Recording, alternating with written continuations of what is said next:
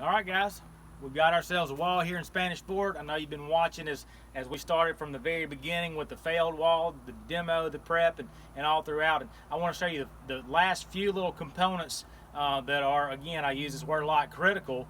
And Johnny, if you'll follow me over here. We've got a series of these weep holes, similar to what you'd have on the side of a brick wall. Again, just like we talked about with all the gravel, the other drain pipes, we want to let that water out from behind the wall so that it doesn't, build behind the wall and blow it out, which is effectively what happened with the first wall. I'm going to hop up here behind the wall and show you a couple more things we've lightly touched on, but not really talked about in detail. John, if you just kind of peek over the wall there. So we've talked a lot about this aggregate, the backfill, the landscape fabric. We talked about briefly yesterday this GeoGrid material. What it does, this fabric actually sandwiches in between some of the rows of blocks on the wall. We slide that back, and then we sandwich all this real heavy 57 aggregate on top of it, which adds more stability to the wall.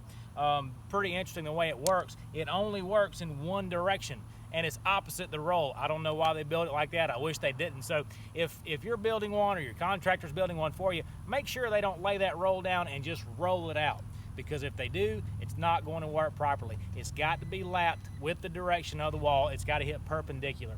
So we're done with that portion now. So what we'll do, we'll take this landscape fabric on both sides and we'll wrap it over each other, and then we'll put topsoil on top of this whole system.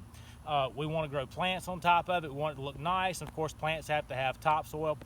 So what this fabric does is it keeps the fine particles in that topsoil from infiltrating down into this elaborate oversized French drain, which is basically what this is. So we kind of protect our investment on both ends. We get to make it look nice and pretty with the plants, but it also functions underneath.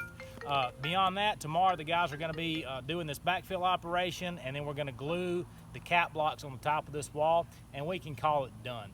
So I hope you've enjoyed this series on how to build a retaining wall, all the steps to take, what to look out for. And again, if you're in the market for something like this, we'd really love to talk to you. Sexton Lawn and Landscape, 626-3309. Thank you.